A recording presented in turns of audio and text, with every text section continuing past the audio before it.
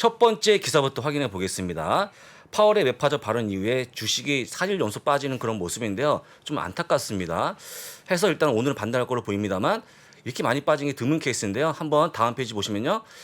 지난달 일단 8월달 결산해 보면 약 4%가 빠지는 그런 모습 보여. 여기입니다. 여기 이게 S&P 500이고 아래쪽이 붉은색이 나스닥인데요. 둘 다 빠지는 그런 모습 보여주면서 8월 역시 안 좋았다고 보시면 될 것 같고요. 그러면 우리 그 체포관님들 기대하시겠지만 9월이 좀 기대가 되지 않습니까? 근데 작년 9월 딱 돌아보시게 되면 작년 9월 되게 안 좋았습니다. 보시는 것처럼 S&P 500 나스닥까지 빠졌기 때문에 이런 통계를 간다 그러면 이번 9월도 쉽지 않아 보인다는 게 첫 번째 기사였습니다. 예. 하지만 뭐 통계는 깨지라고 있는 거니까요. 여러분 다 한번 깨기를 한번 바라보고요. 그 다음 뉴스입니다. 두 번째 기사인데요. 두 번째 기사는 계속되고 있는 반도체 수모인데 오늘은 엔비디아가 중국 수출에 제한을 받는 그런 모습을 좀 보였습니다. 제가 해서 들어올 때 미리 얘기했습니다. 오늘은 욕바지가 되겠다. 엔비디아 때문에 부담을 상당히 느끼시는 모습에 상당히 부담이 되고요. 오늘 만약에 안 나왔다 그러면 이것 때문에 안 나온 겁니다. 어떻게 안 나올 수 있겠습니까? 네, 책임감을 가지고 책임 갖고 나와야 됩니다. 그래서 나왔습니다. 말씀을 드리는 건데 사실 제가 농담을 하는 이유가 뭐냐면 일단은 중국 수출 제한이요. 여러분도 아시겠지만 자세히 보시면 솔직한 얘기 이건 엔비디아가 원하는 길이 아니지 않습니까? 정부가 원하는 거기 때문에 잘 보시면 좋은데요. 한번 좀 요약을 해보겠습니다. 8월 26일이죠. 홍콩을 포함한 중국 수출에 대해서 새로운 라이센스를 요구하는 부분인데 왜 그러냐면 보안 문제 때문에 요구했다고 보시면 좋을 것 같고요. 그래픽 처리 장치인 A100, H100에 대해 제품이 어느 위치 걸로 보이는데 혹시 A100이 혹시 뭔지 아십니까? 우리 체포관님? A100. 인공지능용 CPU 아닙니까? 데이터 플랫폼 뭐라고 하던데 하여간 뭐 그런 네. 겁니까? 네. 네. 어쨌든 엔비디아가 가지고 있는 것들 중에 군사 목적으로 활용될 수 있는 고성능 프로세서들로 분류되어 그렇습니까? 있고 중국뿐만 아니라 중국과 러시아 양쪽 다 군사 목적으로 사용될 정도로 프로세싱 기능이 뛰어난 제품들은 다 막히는 거기 때문에 기본적으로 신제품, 더 고성능 라인, 부가가치가 높은 게 판매에 제한된 거기 때문에 영향은 좀 크다 그렇게 보면 될 것 같습니다. 다만 러시아 쪽은 없대요. 원래부터 없어서 뭐 그런 영향이 없고 해서 일단은 4억 달러가 매출에서 빠지는데 59억 달러에서 4억 달러가 빠지는 거니까요. 그 정도 빠진다고 좀 보시면 좋을 것 같습니다. 해서 지금 엔비디아 측은 뭐냐면요. 추가적으로 라이센스 신청한 다음에 하려고 하고 있는데 아직까지 미국 정부가 승인하겠습니까? 안 하겠죠. 일단 그래서 안 하는 걸 좀 보고 있으니까요. 참고하시면 될 것 같고 오늘 하루는 주가 약간 약보합으로 갈지 않을까 생각이 드니까요. 참고하시면 좋을 것 같습니다. 해서 그 언제였습니까? 인텔부터 계속 반도체 기업에 대한 수모가 이어지고 있는데 진짜 겨울이 오는가 싶어서 좀 약간 걱정이 되는데요. 반도체에 대해서 많이 투자하신 분들은 좀 참고하시면 되고 약간의 매수를 조금 지연시키면 어떨까라고 조언 드려보도록 하겠습니다. 넘어갑니다. 예. 세 번째 기사입니다. 클리브랜드 여론 총재인 메스터께서 내년에 금리 인하가 없다라고 어제 얘기했습니다. 그래서 내년에 금리 인하가 없다는 분이 누구냐면요. 제가 얘기했던 뉴욕 여론 총재 존 윌리엄스 역시 똑같이 얘기했는데 이러면 내년에 원래 금리 인하를 예상하지 않았습니까? 제가 볼 때 경기차가 올 수도 있는데 침체를 뭘로 버텨가는지 모르겠습니다만 하여간 금리 인하가 없다고 얘기했고요. 자세히 보시게 되면 이런 겁니다. 해서 올해 내년 초까지 해서 금리는요 약 4%까지 올린다는 게 일단 내용이고요. 그 다음에 아까 보이는 것처럼 내년에 금리 인하가 없다고 했기 때문에 뭔가 최근에 매파적 발언을 좀 보태는 분들이 많이 있습니다. 이런 분들 왜 그러는 겁니까 도대체? 일단 잭슨 미팅 이후에 파월 연준의 입장은 방향성을 명확히 내년에 금리 인하에 대한 기대를 없애고자 했던 것 같고 연준 위원들도 그 톤에 맞춰주는 것 같고요. 그렇습니다. 결국은 매파적으로 톤을 맞춤으로써 기대 인플레를 낮추고자 하는 목적이 크지 않을까. 네. 근데 좀 이따가 제가 이제 새로운 기사를 보여드릴 거니까 이런 우려를 좀 덜으시면 좋을 것 같은데 기본적으로 사실 이제 금리를 많이 올리는 건 좋은데 내년도 경기 침체가 올 것 같아서 좀 두려운 건데요. 왜냐하면 지금 금리 인상만 보시면 안 됩니다. 뭐가 있냐면요. 양적 긴축이 또 있어요. 그럼 그것까지 더해지게 되면 상대 금리를 많이 올리는 효과가 있기 때문에 나중에 한번 보여드리면서 그런 반대가 있다는 것 좀 보시면 좋을 것 같습니다. 자, 세 번째 기사를 봤고요. 그다음에 보시면 그 표를 좀 보시면 일단 잭슨 미팅 전과 후로 나눌 수가 있을 것 같은데 금리 인상을 보시게 되면 9월 달 0.5에서 0.75까지 올린다는 게 현재의 모습이고요. 11월 달 0.2에서 0.5까지 올린다고 보시면 될 것 같고 11월은 똑같은데요. 다만 아까 말씀드린 것처럼 내년 금리 인하가 원래는 전에는요 상반기 있었다고 생각했는데 지금 없다고 하는 거니까 요 차이점이 있다고 보시면 좋을 것 같습니다. 그래서 미팅 전과 후가 보게 되면 굉장히 금리가 많이 올라가는 그런 모습 보이고 금리 인하가 없다고 하기 때문에 상당히 매파적으로 가고 있다고 보시면 될 것 같고 그런 이유 때문에 장이 빠진다고 좀 보시면 좋을 것 같습니다. 그래서 지금 나와주고 있는 0.75%, 0.5%, 0.25%는 현재 모습이고요. 만약에 이번 금요일 날 공시지표가 좀 못 나오거나 8월 13일에 CPI가 좀 못 나오게 되면 조금 내려가는 그런 모습이 나올 걸로 보이니까 그것까지 잘 보시면 좋을 것 같습니다.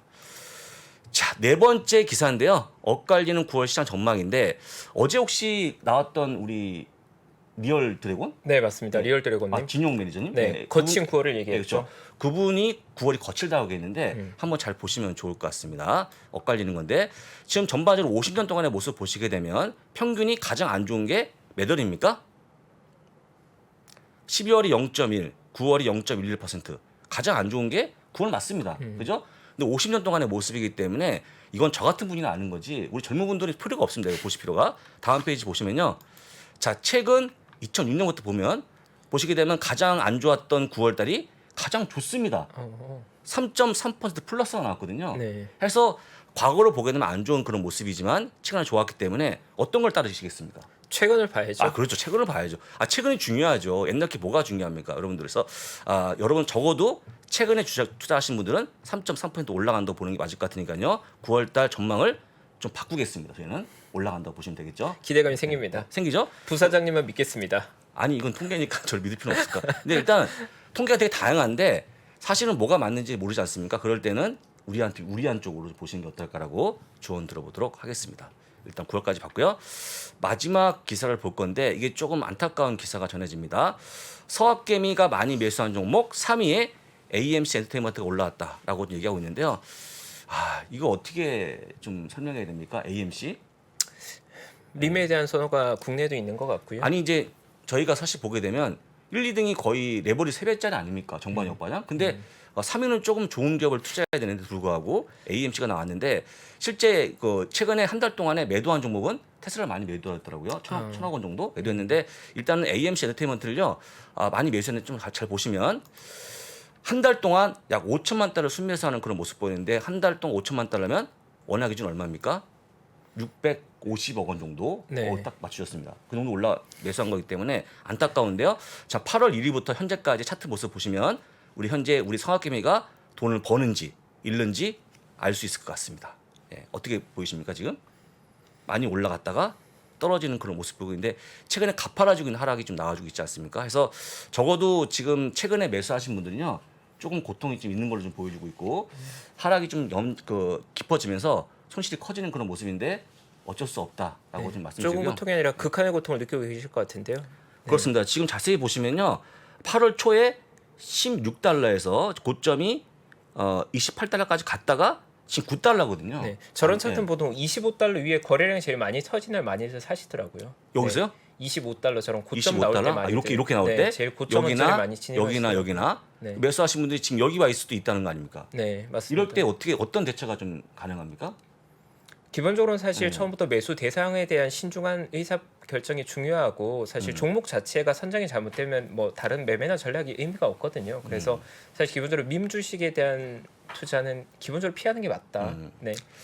사실 이제 이 AMC가 그렇게 안 보였는데 최근에 많이 보이고 있고 또 많이 매수한 종목 25위에 배드베스 비욘드가 있더라고요. 그래서 점점 그 밈을 많이 매수하고 계시는데 밈은요 여러분도 아시겠지만 빨리 치고 빠지지 않으면 한번 물려버리면 굉장히 머리가 아픕니다. 머리가 아프고 솔직한 얘기로 이게 실적이 없는 기업이기 때문에 계속 흘러낼 수 있는데 사실 빠져나가기 쉽지 않거든요. 그래서 여러분 다시 한번 이번에 많이 매수했다 그러면요 절대 매수하면 안 되겠다는 교훈을 얻어가면 어떨까라고 조언 드리는 거니까 매수하시면 어떨 수 없죠. 그냥 제가 봤을 때는 뭐 손절 내지는 뭐 이거 기다릴만 합니까, 최포근님?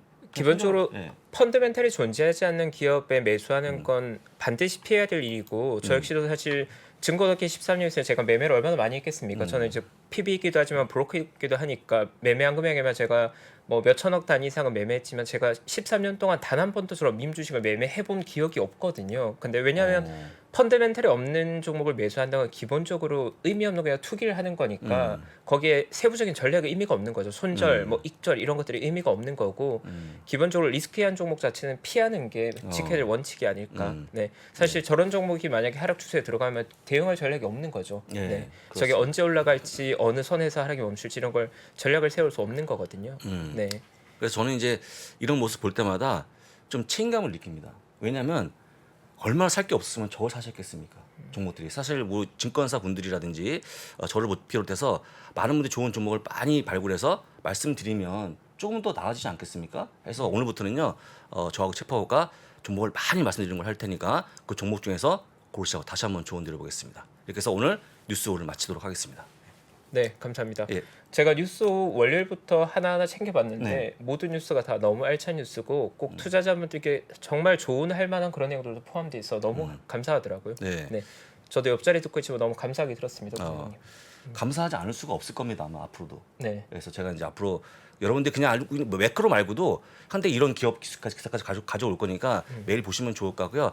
제가 이제 끝나면 주가 끝나면 토요일 날 주말에 월요일부터 금요일까지 했던 걸 모아서 보여드릴 거니까 그럼 이제 시장 흐름이 다 보이지 않습니까? 네. 한번 기대하시면 좋을 것 같습니다. 제가 뉴스에서 딱 하나 안타까운 게 있는데 이게 10,000명 이상은 들어야 될 만한 밸류가 있는데 아직 6,500명이라서 구독자분에게 소문 좀 많이 내주시면 부사님 이제 10시에 나오시는 게 아닙니다. 이제 9시부터 같이 보셔야 된다는 거. 네, 그렇습니다. 10시에 오시던 분들 1시간 당겨와 달라고 소문 많이 내주십시오. 예, 네. 알겠습니다. 너무 좋았습니다. 예. 네, 저희 뉴스 여기까지 듣고요. 저희 첫 번째 코너 강고현 선임 매니저 와 있습니다. 저희 잠시 광고 보고 와서 첫 번째 시황 브리핑 바로 시작하겠습니다. 현재 하락장을 정확하게 이해하고 많은 배움을 얻는 기회로 삼아보시면 어떨까요? 빠르게 경제 수준을 끌어올려주는 국내 최고의 경제 강의. 앞으로도 투자가 계속해서 이어져야 된다고 한다면 상승장도 겪어봐야 되겠지만 하락장도 있지 않을까요? 하락장에 좀 우리가 겪고 있는 거죠. 굉장히 고통스럽죠. 하락장에서는 어떤 일들이 일어나는지 그리고 언젠간 바닥을 긁겠죠. 그때의 느낌이 어떤지는 생생하게 기억을 해두시는 게 되게 중요합니다. 그거 되게 중요합니다. 바닥을 긁을 때의 느낌. 바닥을 긁을 때는요. 세상이 끝난 것처럼 보여요. 오늘이 바닥입니다. 이런 사람은 없어요. 고점도요. 우리가 모르는 데 와요. 작년 11월에 나스닥이 고점이었거든요. 오늘이 고점입니다. 느낌 없어요. 왜? 모든 게 멀쩡하거든요. 3프로TV 경제대학 오건영의 경제를 보는 눈 신규 출시 기념 8월 31일까지 얼리버드 특가로 만나보시죠. 지금 바로 영상 아래 댓글을 확인하십시오.